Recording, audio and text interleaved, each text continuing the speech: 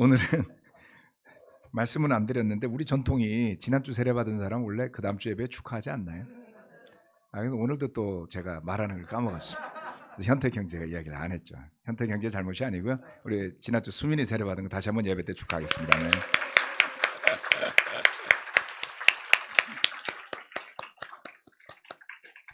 제가 농담으로 아들한테 그날 여기 서서 집안이 집안인지라 너는 세례도 전투적으로 받는구나. 이렇게.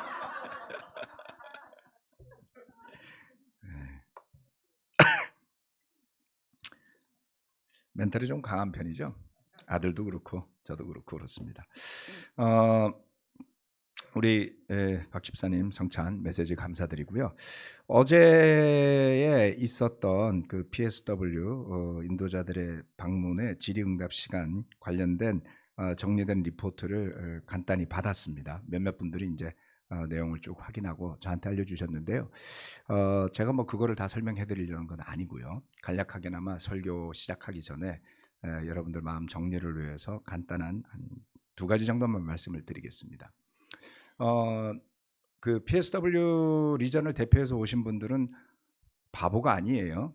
그래서 아무거나 말씀하시진 않지만 굉장히 줄타기를 잘 하신 것 같습니다. 첫 번째, 그분들이 만든 발표문은 결정문이라고 쓰지 않았습니다. 권고문이라고 썼죠.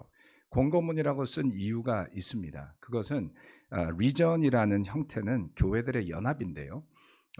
모든 교회 내 의사 결정은 각 교회가 하도록 되어 있습니다. 따라서 그분들이 자신들의 결정을 잠실 교회에 강제할 수 없다는 것을 알고 있다는 뜻입니다. 그분들이 만든 공고문은 우리 잠실교회 리더십 그룹에서 받아들일지 말지 결정하면 될 일이고요. 두 번째는 프로세스상의 오류도 여러 가지가 있었습니다. 작년 초에 7월이었죠. 7월에 발표했던 또 9월에 한 번 더 이야기했던 그런 프로세스대로 이루어지지 않았던 점도 돌아보면 좀 아쉬운 점이다라는 것입니다. 그리고 저와 잠실교회 리더십 그룹은 그 권고문에 대해서 잘 알고 있기 때문에 여러분들이 걱정하시거나 두려워하실 필요는 없다라는 것이고요. 뭐 변함없이 우리가 RCOC 교회 일원으로서 할 일을 해나가고 또 필요한 조치들을 적극적으로 취해 나갈 수 있도록 하겠습니다. 궁금하신 것들이 있으시면 필요하시면 저에게 또 우리 맥그룹 멤버들에게 바이블톡 인도자분들에게 직접 물어보시고 상의하시면 되겠습니다. 자, 지금부터 준비한 설교 말씀을 여러분과 나누도록 하겠습니다.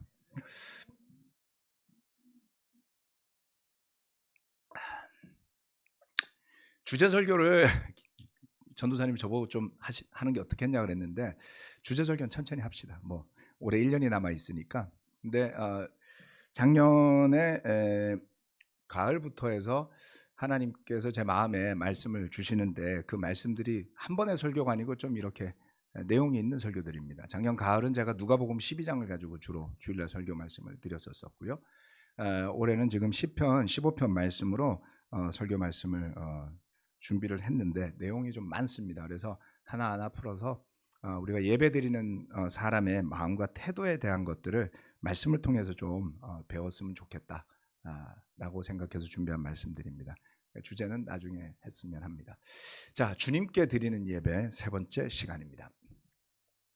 지난주에는 이 말씀 우리 또 한번 또 읽고 가야죠. 네, 10편 15편 1절로부터 5절까지의 말씀 이거부터 우리 먼저 한번 또 읽을까요?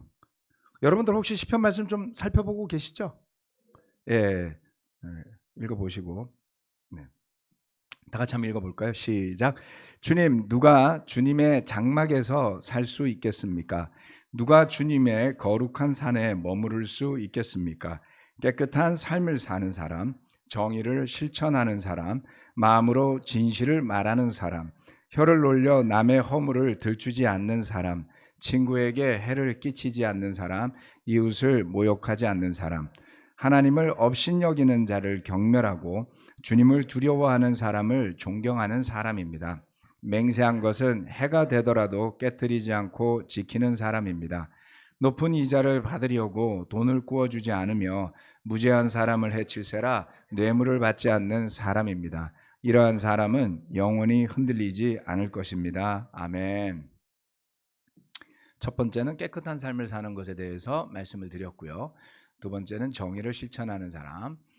세 번째, 지난주에 두 개를 했어야 되는데 워크숍 때문에 제가 시간이 없어서 세 번째 것만 했습니다. 네 번째, 오늘 혀를 놀려 남의 허물을 들추지 않는 사람을 할 차례인데요.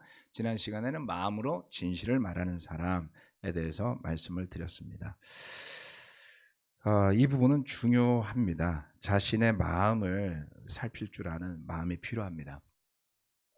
거기에 실패하면 우리가 신실한 믿음 가운데 사는 길이 사라지기도 하고 잘못된 길로 갈 수도 있기 때문이죠.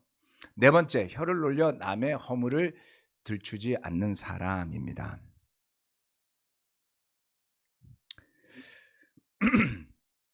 시편 15편 3절 말씀인데요. 혀를 놀려 남의 허물을 들추지 않는 사람, 이렇게 이야기를 했습니다.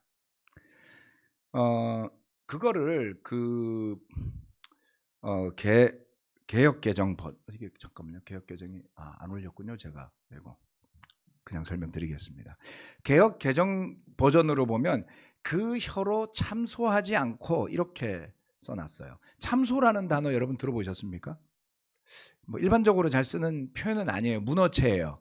그러니까 참소가 남을 이제 그 고소하다 뭐 이런 뜻이죠. 나쁘게 비난하면서 고소하는 것을 참소라고 합니다. 그런데 허물을 들추거나 참소하거나 슬렌더링을 하는 주체가 뭐냐면 혀예요. 혀. 그렇죠? 그래서 세 번역에서는 혀를 놀려 이렇게 표현을 했습니다. 그런데 여기에 보면 허물을 들추다라고 하는 단어, 참소하다라는 단어가 굉장히 흥미롭게도 라갈이라는 단어인데요. 이 라갈이라는 단어가 리을, 기역, 리을을 어원으로 하거든요. 어근으로 하는 단어인데 그게 이제 레겔이라고 하는 그 히브리어의 다리를 뜻하는 단어에서 나왔어요. 그러니까 여러분 혀가 다리처럼 생기는 거예요. 그런 느낌도 좀 나죠. 근데 또 하나는 뭐냐면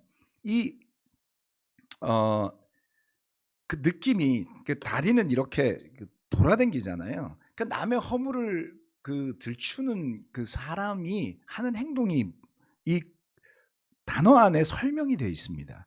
이게 뭐냐면 가만히 있지 않고 여기저기 돌아다니면서 물어보고 염탐하고 수집한다라는 뜻을 갖고 있어요. 네. 그래서 매사 남의 일에 궁금하신 분들이 많잖아요. 여러분들은 이 시편 15편 3절에서 이야기하는 라갈, 돌아다니면서 막 수소문한 다음에 참소하는 길로 갈 성향이 높다. 자각을 좀 하셔야지 됩니다. 개 중에는 이 소리 저 소리 다 듣기 싫은 분들이 있잖아요. 뭘 물어봐도 모르시는 분들이 있죠. 속은 편하죠. 네. 또 많은 것을 알고 있어서 좋은 정보도 많이 알고 있어서 남에게 도움을 줄 수도 있지만 동시에 부지런히 듣고 다니시는 분들은 별의별 이야기를 다 듣게 돼 있습니다. 그래서 주의하셔야지 됩니다. 너무 알고 싶고 궁금하게. 네. 그래서 살펴보자고요. 좋은 일은 잘 소문도 안 나요. 금방 잊어요. 왜냐하면 내게 아니거든요. 옆집에서 로또 당첨됐다고 여러분이 같이 기뻐할 건 아니잖아요. 그렇죠? 설사 그게 공동의 좋은 소식이라고 하더라도 어떤 사람은 시큰둥할 수 있죠. 그런데 이게 남의 허물이라고 생각하는 거는 막 들추면 사람들이 너무 궁금하고 듣고 싶고 머릿속에 오래 남아요. 그래서 그러한 충동이 느껴지신다면 꼭 저는 이 구절을 머리와 여러분의 마음에 떠올리시기를 권해드리고 싶습니다. 왜냐하면 이 네 번째 포인트, 지금 하나하나 보는 포인트의 모든 것들은 무엇으로 연결됩니까? 처음에 이야기하는 하나님의 백성으로서 주님의 장막에서 살고 주님의 거룩한 산에 머물고 합당하게 예배드릴 수 있는 마음의 자세를 갖추지 못하게 되기 때문입니다. 이것을 잘 설명한 구절은 로마서 13장에 나와요. 로마서 3장 말씀. 이게 우리의 모습입니다, 여러분. 남 생각하지 마시고 내 자신을 생각하면서 한번 읽어보시기 바랍니다. 제가 읽어드리겠습니다. 로마서 3장 10절로 18절 말씀. 기록된 바 의인은 없나니 하나도 없으며 깨닫는 자도 없고 하나님을 찾는 자도 없고 다 치우쳐 함께 무익하게 되고 선을 행하는 자는 없나니 하나도 없도다. 그들의 목구멍은 열린 무덤이요 그 혀로는 속임을 일삼으며 그 입에는 독사의 독이 있고 그 입에는 저주와 악독이 가득하고 그 발은 피 흘리는데 빠른지라. 파멸과 고생이 그 길에 있어 평강의 길을 알지 못하였고 그들의 눈앞에 하나님을 두려워함이 없느니라. 이거 개역개정으로 제가 붙여놨네요. 네. 의인이 없다고 그랬어요.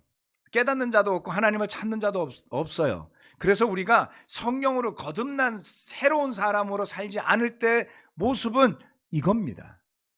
우리 중에 어느 누가 의롭습니까? 네. 정치인들을 바라보고 흔히들 말하지 않나요? 여당이나 야당이나 똑같다고요. 그렇죠? 권력만 생기면 내로남불은 누구나 같이 하잖아요. 네. 그게 민주주의 체제인걸요. 주권자들의 이익을 대변하기 위해서 싸우니까 당연히 집권한 사람들에게 밀린 사람은 이익을 빼앗길 거 아니에요. 당연히 싸우게 되죠. 그래서 서로 의롭지 않습니다. 우리가 하나님 안에 있지 않으면, 성령님으로 거듭난 상태에서 예배 드리지 않으면 우리가 흔히 욕하는 정치인들과 다를 바는 일도 없는 본성을 가진 존재들이라는 것을 인정해야 됩니다. 다 치우치고요, 무익하게 되고요, 선을 행하지 않고요, 목구멍이 열린 무덤이랍니다.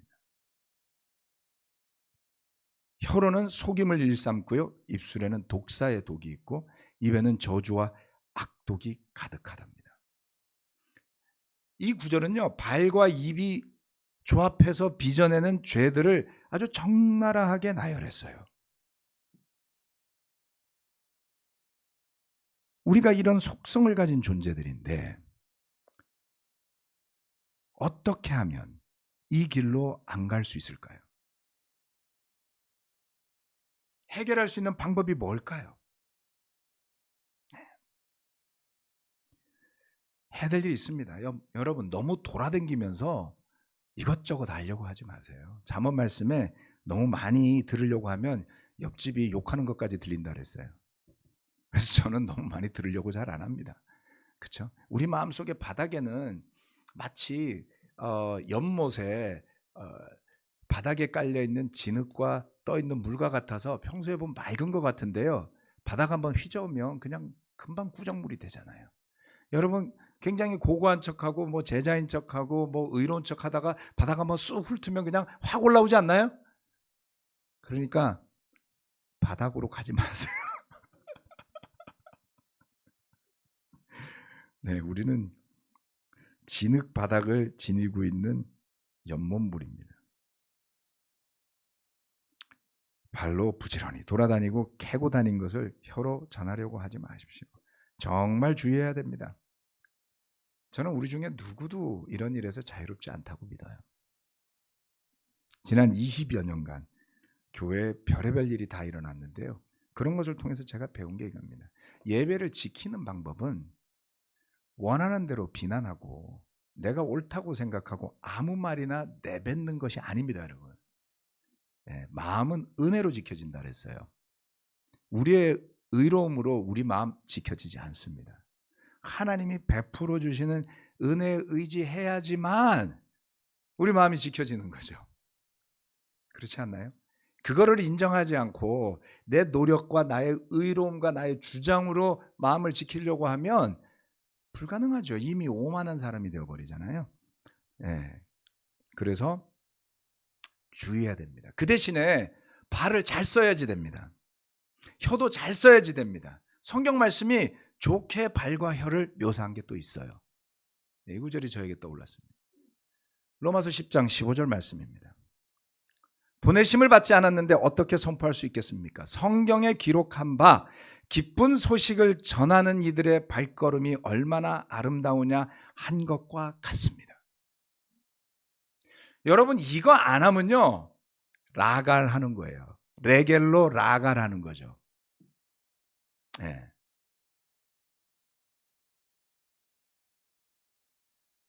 우리의 혀가 하나님의 뜻에 걸맞게 아름답게 쓰일 수 있는 방법이 있대요. 여러분, 성경 공부할 때 누군가의 성경 공부를 도와줄 때 여러분의 마음이 사악하지 않죠? 얘를 어떻게 이용해서 이용해 먹을까? 내지는 이 얼마나 악한 사람인지 내가 한번 들춰보리라 뭐 이런 생각 안 하시잖아요. 근데 어디 누가 뭐라 그랬고 열받아 봐요. 누가 여러분한테 상처 주고 누가 여러분한테 실수 한번 해봐요. 막 그 사람의 온갖 잘못을 다 들추고 싶어지지요. 정도의 차이가 있을 뿐입니다. 우린 다 그래요. 그리고 무모하고 용맹하고 영성이 부족한 사람은 그걸 실행에 옮기죠. 그런데 대부분은 하지 않아요. 왜? 영적 자각이 있기 때문이죠. 내가 아무리 열받는다고 저런 거 하면 안 되지. 네. 그런데 제일 좋은 치료약은요, 참는 게 아니에요. 참는 게 아닙니다. 적극적으로 영적인 운동을 해야지 됩니다. 그래서 우리의 발도 우리의 혀도 하나님의 뜻에 맞게 사용되다 보면 허물을 들추거나 염탐하는 발길이 아니라 바빠서라도 그걸 못하게 돼 있어요. 되게 아이러니해요. 우리 교회가 한참 복음을 전하고 바쁠 때는 바깥에 있는 사람들이 우리를 욕했거든요. 그런데 복음 전하는 일이 뜸해지니까 서로 안에서 욕해요. 이거를 요즘 정치권에서는 내부 총질이라고 부르더군요. 복음을 전하는 일에 관심 없는 발과 입은 주의하셔야지 됩니다. 우리는 다 무기를 지니고 있는 존재들이에요. 그렇죠? 그래서 그것을 올바른 일에 쓰지 않으면 하나님의 뜻에 걸맞지 않은 일에 사용되어질 수 있다. 주의하시기 바랍니다. 다섯 번째, 친구에게 해를 끼치지 않는 사람. 시편 15편 3절 말씀. 혀를 놀려 남의 허물을 들추지 않는 사람, 친구에게 해를 끼치지 않는 사람, 이웃을 모욕하지 않는 사람, 이렇게 했는데요. 그 밑에 말은 개역 성경입니다. 그 혀로 참소치 아니하고 그 벗에게 행악지 아니하며. 친구에게 해를 끼친다 그랬어요. 벗에게 행악하는 사람이 있답니다. 벗에게 악을 행한다라고 말한 그 악, 해악이라는 단어는 구약에 나오는 악한 행동들, 하나님이 미워하시는, 하나님이 기뻐하시지 않는 것을 말할 때 쓰는 단어입니다. 악이라는 단어예요. 나쁘다, 악하다, 그런 의미로 쓰이는 단어입니다. 단어 그대로 좋지 않은 단어예요. 이 구절과 연결되는 말씀이 있는데요. 개역개정으로 제가 해놨네요. 네, 있는데요. 다음에 시편 말씀을 한번 읽어보겠습니다. 시편 52편 1절로 5절 말씀. 오 용사여, 너는 어찌하여 악한 일을 자랑하느냐? 너는 어찌하여 경건한 사람에게 저지른 악한 일을 쉼없이 자랑하느냐? 너 속임수의 명수야. 너의 혀는 날카로운 칼날처럼 해로운 일만 꾸미는구나. 너는 착한 일보다 악한 일을 더 즐기고 옳은 말보다 거짓말을 더 사랑하는구나. 너 간사한 인간아, 너는 남을 해치는 말이라면 무슨 말이든지 좋아하는구나. 하나님께서 너를 넘어뜨리고 영원히 없애버리실 것이다. 너를 장막에서 끌어내어 갈기갈기 찢어서 사람 사는 땅에서 영원히 뿌리 뽑아버리실 것이다. 와우, 무서운 말이에요. 성경 말씀 어떤 건 되게 잔인해요. 근데 여러분, 하나님 우리를 심판하시기 전에 우리의 상태가 어떠냐는 거죠. 아니 악한 일을 왜 자랑하죠, 여러분? 이해가 안 가시죠? 그런데 여러분이 악한 일을 자랑하는 사람을 만나보면 이 구절이 떠오를 거예요. 악한 일도 자랑할 수 있습니다. 남을 해친 일도 자랑할 수 있습니다. 범법자들이 교도소에 가서 자기가 얼마나 더 사악한 인간인지 자랑하잖아요. 그걸 보고 뭐라 그러죠? 검은 별? 검은 별 모르세요? 그건 육사에서 했던 일. 육사 생도들은 우등생에게 금색 별을 줍니다. 그래서 이렇게 우리가 근무복이나 정복 있거든요. 주말에 입는 건 정복, 평상시는 근무복인데 그 별을 이렇게 목에 달 수가 있어요. 그 금별이 하나 달려 있으면 우등을 한 번 했다는 거고요. 금별이 2개 달려 있으면 2번 한 거예요. 그래서 굉장히 자랑스럽게 목에 금별을 달고 다녀요. 그리고 우리는 로망이 별 다는 거잖아요. 그죠? 그런데 검은 별도 있어요. 검은 별은 뭐냐면 F학점 맞으면 검은 별이라고 부릅니다. F학점을 검은 별이라고 하죠. 그 별은 빨리 해결하지 않으면 일주일 안에 퇴교당해요. 여러분 악한 일을 자랑할 수 있습니까? 오로지 악인들이 모인 곳에서만 자랑할 수 있는 거죠. 내가 별을 몇 개나 달았어. 뭐 이렇게 퇴교당해가지고 별 3개 달고 퇴교하면 뭐 좋은 일 있겠습니까? 네, F학점 3개 받아가지고요. 일주일 안에 시험 봐서 60점 넘지 않으면 무조건 퇴교예요. 그러니까 3개 달면 힘들겠죠. 한 학기 14개 공부해서 F 받았는데 무슨 수로 일주일 안에 뭐 역학 이런 거예요 주로. 물리학, 뭐 연력학, 무슨 고체학학 뭐 이렇게 하여튼 어려운 과목 3과목 문과가 딱 걸리면 못 태어나는 거죠. 별 3개 달았다 그렇게 표현합니다. 아무도 그거 자랑하지 않아요. 그런데 진짜 악한 사람들은 그걸 자랑할 수도 있습니다. 여러분 혹시 여러분 친구에게 해를 끼쳐본 적이 있습니까? 여러분 때문에 여러분의 친구가 해를 당한 적, 그런 실수나 잘못을 내가 생각해보니 한 적이 있어 라고 인정하신다면 여러분은 깨어있는 분들입니다. 내가 친구에게 해를 끼칠 수도 있는 존재야. 이렇게 하니까 좀 어려우니까 부부싸움 하신 적 있으세요? 인정하기 쉬우시죠? 의도했건 의도하지 않았건 배우자에게 상처 주신 적이 있잖아요. 네, 좋죠. 가까운 관계가 될수록 쉽게 상처 주고 상처받습니다. 잘못할 수 있죠. 살다 보면 마음에 들지 않는 주변 친구들 때문에 갈등하고 고민하는 경우들이 종종 생겨납니다. 네. 그런데 아무리 갈등이 있다 하여도 결코 하지 말아야 할 일, 이 말씀에 의하면 날카로운 칼날처럼 해로운 일을 꾸미는 겁니다.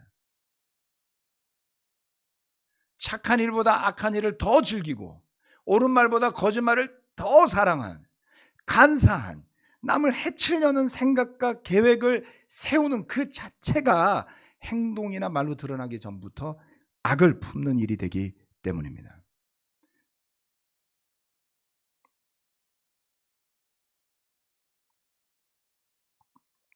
저는 부부싸움 할 때요 원칙이 있어요. 깨달은 거예요. 정말 열받으면 서로 싸워요. 그런데 뭔가 절정에 달했을 때 거기서 더 나가면 안 돼요. 좌우지간 30분 이상은 쉬어야 돼요. 이게 화가 한번 끌어올리면 한 30분 가더라고요. 제가 많이 싸워봐갖고 시간까지 재봤어요. 그래서 그 30분 안에 추가적으로 화를 낼 만한 건수만 안 만들면 돼요. 그죠? 네. 제가 그 신혼 초에 결혼해서 한 1년 안 됐을 때는 자다가 새벽에 벌떡 일어났어요. 열받아가지고. 와이프 너무 잘 자요. 싸우면 저는 잠을 못 자고 와이프는 잠을 자요. 회피형이라서. 열받잖아요. 그래서 밖에 나가서 조깅을 했습니다. 딱 한 번 그래봤어요. 매번 그러진 않아요. 딱 한 번. 계속 있으면 나쁜 생각만 계속 드니까 어떻게 복수할까, 저걸 깨워갖고 다시 싸울까 막 이런 생각을 한단 말이에요. 그래서 나가서 뛰다 보니까 한 30분 뛰었어. 에이, 그래, 내가 사랑하는 사람인데 내가 굳이 이러고 집에 들어왔으니까 여태 결혼해 있는 거죠. 여러분 저보다 나은 사람들이세요? 에이, 저보다 좋은 사람들도 있습니다. 압니다. 자신을 살펴야 됩니다. 영적인 자각이 없이 자신이 의롭고 옳다는 자기위에 빠져 살다 보면 스스로가 하는 악한 생각과 계획을 정당화하게 되고요. 그 단계에서 멈추고 깨닫고 조언을 구해서 바꾸지 않으면 이제는 그것을 당연하게 여기고 이제는 행동으로 옮겨요. 여러분 사실 나쁜 생각은요, 바로 행동에 옮기면 때로는 놀라요, 자기도. 예. 어머, 내가 이런 사람이었어? 이럴 수 있단 말이에요. 운전하다가 갑자기 확 욕을 했는데 옆에 형제자매가 앉아 있어 봐요. 놀라지 않아요? 근데 하도 평소에 욕하고 다녀갖고 그냥 불쑥 나올 수 있죠. 놀라야 돼요. 근데 안 놀랄 정도면 만성이죠. 하도 그러고 살아가지고 자기 가족도 다 알고 자기 친구도 다 알아. 여러분만 몰랐을 뿐이죠. 이 정도 되는 사람은 자각도 없어요. 두려운 겁니다, 여러분. 네. 우리 습성이 그래요. 생각을 너무 오래 안 좋은 생각을 끌어안고 어루만지고 상상하지 마십시오. 꼭 뭐 음란한 생각을 해야지만 고백한다? 아니요. 남을 해치는 생각? 마찬가지입니다. 더 악하죠. 음란한 생각은 자기 혼자 죄 짓고 마는 건데 해치는 생각은 집단적으로 해를 끼치는 거잖아요. 저는 이러한 일을 꾸미고 버리는 데 있어서 우리 중에 어느 누구도 예외가 없다고 믿습니다. 왜냐하면 성경 말씀은 우리 모두 다 만물보다 부패하기 쉬운 마음을 가지고 사는 존재라 그랬으니까요. 저는 저를 신뢰하지 않아요. 네. 제 의지대로 열심히 살았었고요. 그런데 어느 순간부터 성령님이 깨닫게 해주셨어요.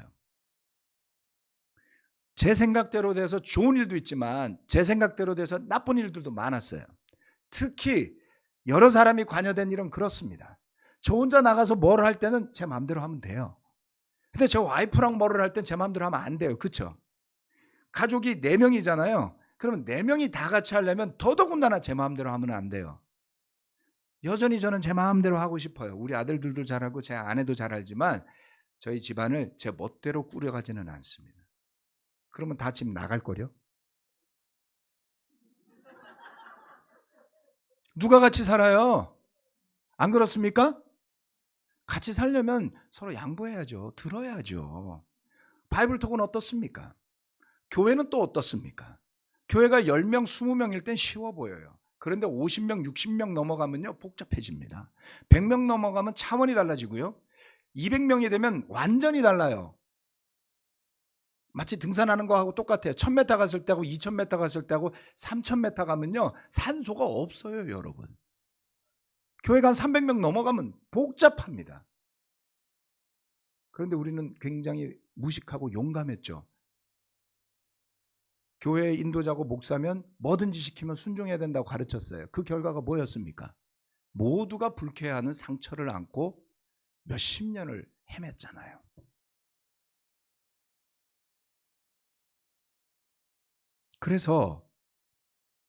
그래서 잠실교회 인도자들과 만나서 회의를 하다 보면 종종 제 생각이 아닌 쪽으로 흘러갈 때 저는 오히려 안도합니다.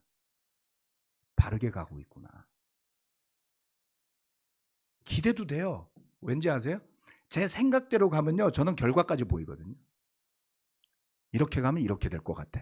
근데 제 생각대로 안 가면요 결과 예측이 안 돼요. 그래서 오히려 신도 나요. 아, 우리가 이런 결정을 교회로서 내렸으니 앞으로 하나님이 어떻게 축복해 주실까? 이게 일거양득이에요. 왜요? 제 생각대로 가서 잘 되면 자기 의만 쌓일 거 아니에요. 그거 계속 강화되다 보면 결정적인 순간에 말도 안 되는 실수하거든요. 그런데 제 뜻대로 안 되면 실망스러워요. 인간이니까. 아, 좀 내 생각 좋은 것 같은데 왜 이렇게 안 하지? 그래서 사람들이 이게 좋대요. 그래서 처음엔 좀 불편하게 따라갔어요. 근데 가다 보니까 점점 좋아지는 거예요. 이건 일거양득이라고 그랬죠. 내 의도 안 쌓여요. 두 번째, 기대도 막 돼요. 내가 계획을 못 세우니까 야 이게 어떻게 될까 이런 것을 기대하는 마음도 늘어나게 됩니다. 팀캠프 여러분 갔다 오셨어요 혹시? 네. 팀캠프 준비하기 위해서 여러분 뭐 희생하신 거 있으세요? 없죠. 저도 없거든요. 기도만 했거든요. 갔더니 너무 좋아. 금요일날 다녀왔습니다. 누가 준비했어요? 제가 준비한 게 아니잖아요. 그렇죠? 그 기대가 되잖아요. 여러분 우리 작년에 연말에 크리스마스 파티 좋았죠? 왜요? 여러분이 준비 안 했거든요. 돈만 내고 오셨잖아요. 그러니까 막 기대가 되는 거야. 이게 뭐가 있지? 준비한 사람들은요 고생했어요. 그리고 여러분이 기뻐하는 걸 보면서 보람을 느끼는 거죠. 이게 아우러지더라는 거예요. 우리 다 부패하기 쉬운 마음 가지고 사는 걸 인정합시다. 그러면 어떻게 우리는 친구를 해치려는 유혹과 죄성에서 멀어질 수 있을까요?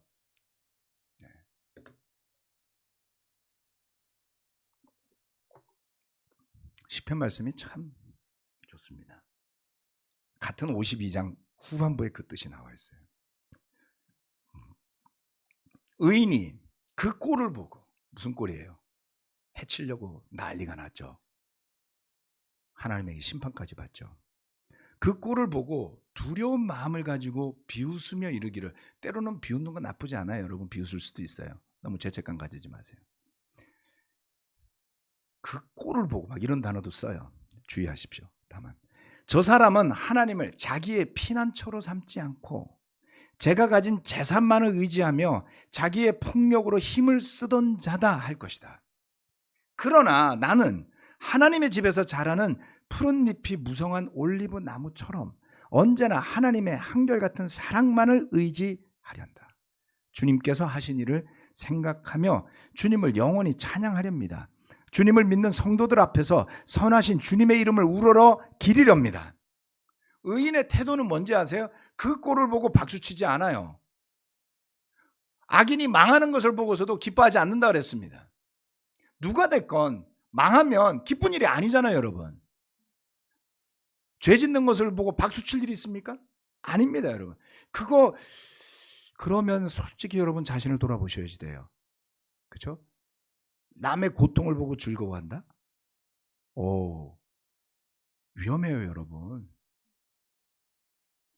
하나님이 여러분을 어떻게 만들어 주셨는지를 깊게 생각하시고 돌이키셔야지 돼요. 위험하죠. 그런데 이 의인은 그것을 보면서 두려운 마음을 먼저 가졌어요. 나는 저들과 달라 이게 아니에요, 여러분. 바리새인의 기도가 아니에요. 두려워합니다. 왜요? 하나님 앞에 서고자 하는 사람이 가질 마땅한 태도는 자신감이 아니라 경외심입니다. 예배에 임하는 마땅한 태도는 겸허하고 낮추고 경외하고 은혜를 감사하는 마음이에요. 우리 중에 이 예배를 누릴 권리를 가진 사람이 누가 있습니까? 그렇죠? 제가 거듭거듭 이야기하고 지난 8년간 강조했던 게 있어요. 이 예배는 어느 한 사람이 결코 만들 수 없습니다. 수많은 사람들이 마음을 다해서 준비하는 예배잖아요. 그 마음이 모인 게 예배인데 그게 감사하지 않으면 문제가 있잖아요. 아내가 밥을 차려줘도 고마운 마음으로 밥을 먹어야 되는데 안 그렇습니까? 계속 툴툴거리면 나중에 밥도 못 먹잖아요. 늙어서. 하나님 앞에 드리는 예배를 감사하게 오지 않으면 그 마음이 얼마나 많은 사람의 수고를 멸시하는 태도가 될 거예요.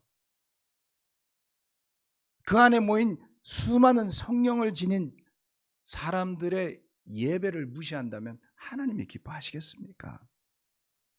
두려운 마음입니다. 네. 의인요.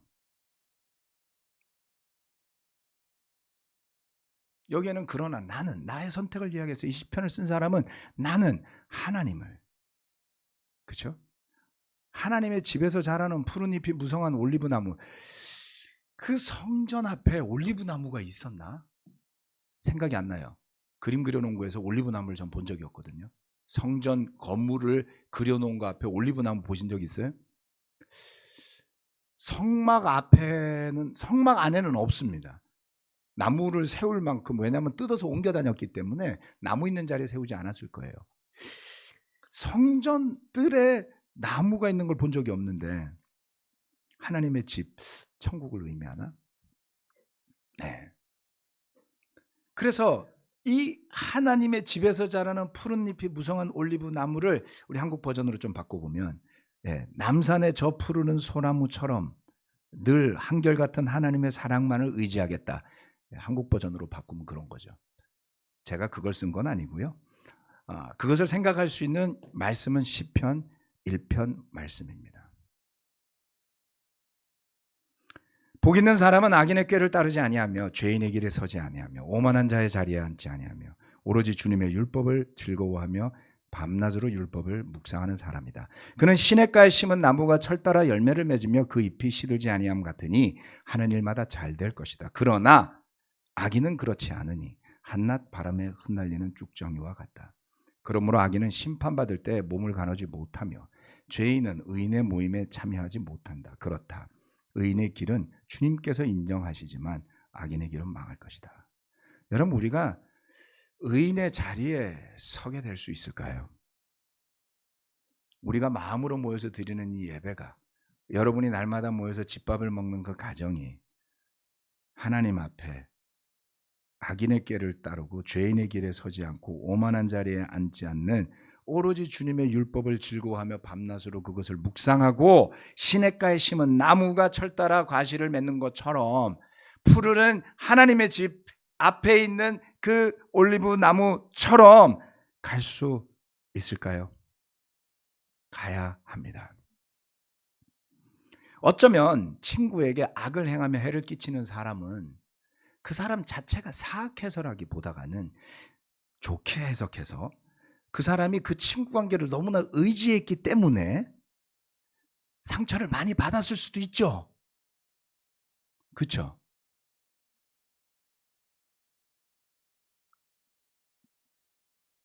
그래서 어떤 일로 너무나 상처를 받아서 그것이 자기의 탓이건 친구의 탓이건을 떠나서 원망과 분노가 너무 깊어졌을 수도 있어요. 그래서 마침내는 친구임에도 불구하고 해쳐야 되겠다, 이렇게 결심했을 수도 있습니다. 인간적으로 다 이해할 수 있습니다. 지난 수십 년간에 걸쳐서 저는 상처받은 사람들과 많이 만나봤습니다. 때로는 어떤 분은 저를 원망했고요, 어떤 분은 다른 사람을 원망했고요. 좌우지간에 상처를 이야기했을 때 때로는 사과도 했고요, 같이 운 적도 있습니다. 그런데 어떤 분은 다시 그 관계를 의지하려고 들어요. 다시 그 친구에게 자신의 영적 운명을 맡기려 듭니다. 같은 일이 반복되겠죠.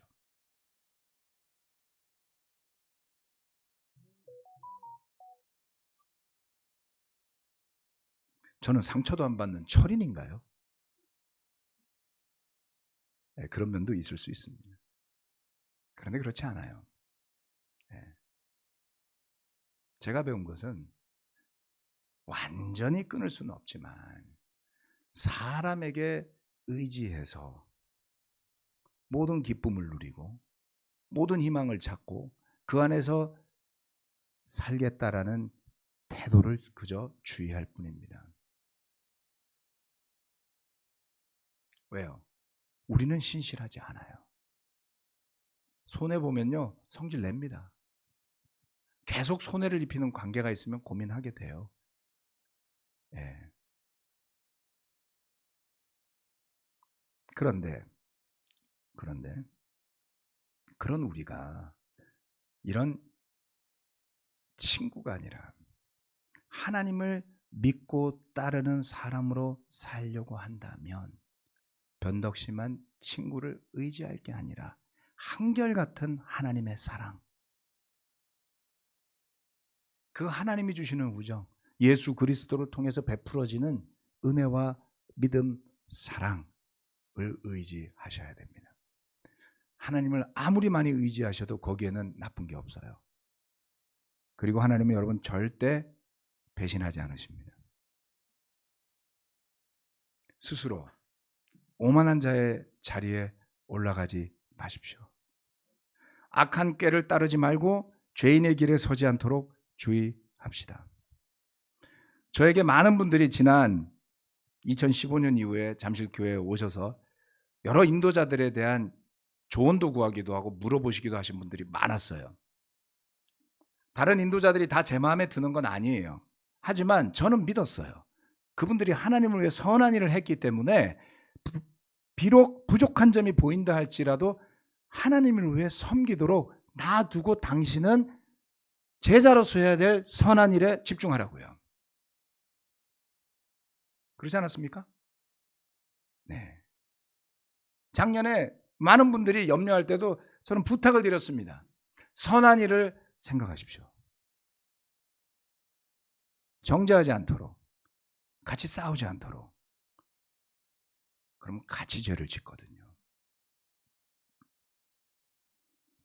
우리가 해야 할 일은 오로지 주님의 율법을 즐거워하는 일입니다. 그리고 저는 제 과거의 직업 때문이기도 하지만 종종 우크라이나 러시아 전쟁에 대한 소식을 들으면서 우크라이나 교회 형제 자매들을 위해 기도합니다. 여러분 기도 부탁드려요. 왠지 아십니까? 러시아 교회 형제 자매들과 우크라이나 교회 형제 자매들은 정말 친한 관계예요. 말이 다 통해요. 같은 교회나 다름없어요. 그런데 그 러시아가 미사일과 포탄을 쏘면서 침공에 들어왔습니다. 추산으로 이야기하는 거라서 정확하진 않지만 양측 모두 약 10만여 명의 병사들이 사망했을 거라고 이야기하거든요. 이태원에서 축제 즐기다가 100몇십 명 죽었다고 온 나라가 난리 아니었습니까? 세월호에서 학생들이 익사했을 때 온 나라가 난리 아니었습니까? 10만 명이 죽었어요. 비극이죠. 그러면 그 가운데 우크라이나 형제자매들의 가족은 없겠습니까? 자녀나 부모나 친척이나 친구 있지 않을까요? 러시아 교회 형제자매들은 있지 않을까요? 누군가는 그 전쟁터에서 목숨을 잃었거나 심각한 부상을 당했을 수 있습니다. 그들은 어떻게 믿음을 지켜나갈까요? 여러분 그 생각을 하면 지금 우리가 갈등하는 건 문제가 아니에요. 부끄러운 일입니다. 너무나 풍요로워서 투정 부리는 겁니까? 증오심이 생겨나지 않을까요? 과연 그들은 용서할 수 있을까요? 유럽의 기독교가 내리막을 걷게 된 결정적 계기는 1차 세계대전, 2차 세계대전이었어요. 소위 말하는 기독교 국가 간의 전쟁이 났다고요. 수천만이 죽었습니다. 그 전쟁이 끝나고 허무주의가 유럽을 덮쳐요. 기독교는 그걸로 유럽에서 종말을 구했어요.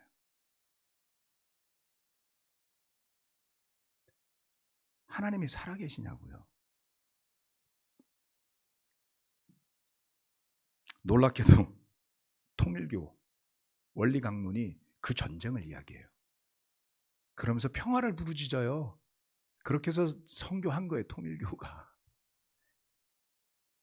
정통을 부르짖던 카톨릭과 기독교 교회들은 몰락하고요.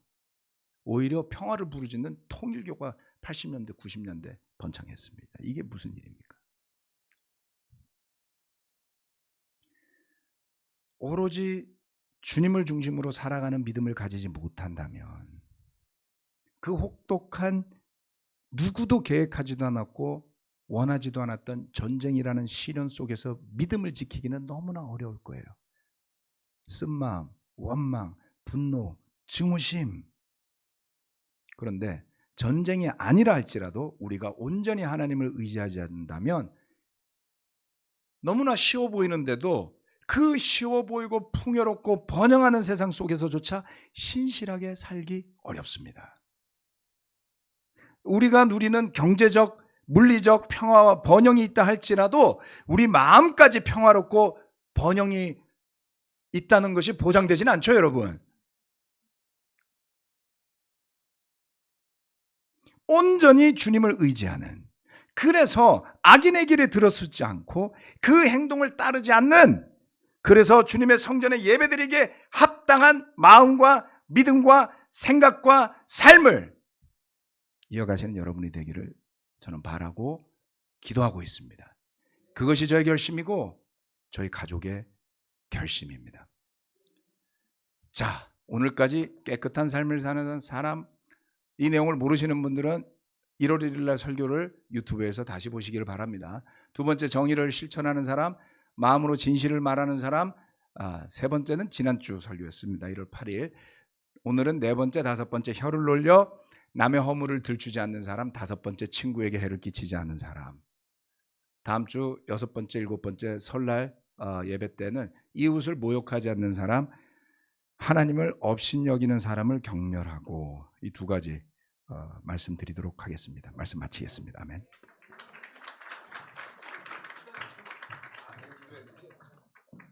새해 예배 포맷을 바꾸기로 했어요. 인도자 미팅에서 반응하시는 분들이 종종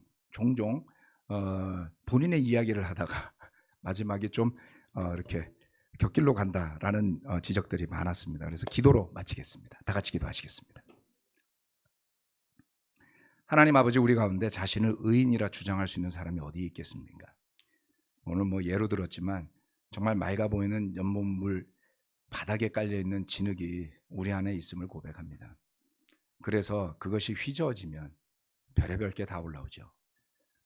우리가 어떻게 하나님의 집에서 찬양하며 그 율법을 묵상하며 은혜 가운데 살아갈 수 있겠습니까? 주님의 은혜가 그것을 가능케 하셨으니 오직 감사할 따름입니다. 스스로의 말과 발을 주의하게 도와주십시오. 말과 발로 나오기 전에 생각 단계에서 고민하고 기도하며 조언을 구해서 그것을 버릴 수 있는 영적인 힘이 있었으면 좋겠습니다. 주님의 은혜가 아니라면 오늘 예배도 불가능하였을 것이고요. 주님이 베풀어 주시는 은혜가 아니라면 우리가 누리는 평화도 언제든 하루아침에 사라질 수 있음을 고백합니다.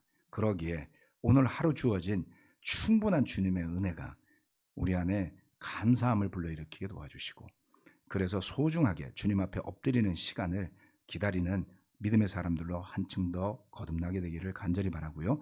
예수 그리스도 이름으로 기도합니다. 아멘.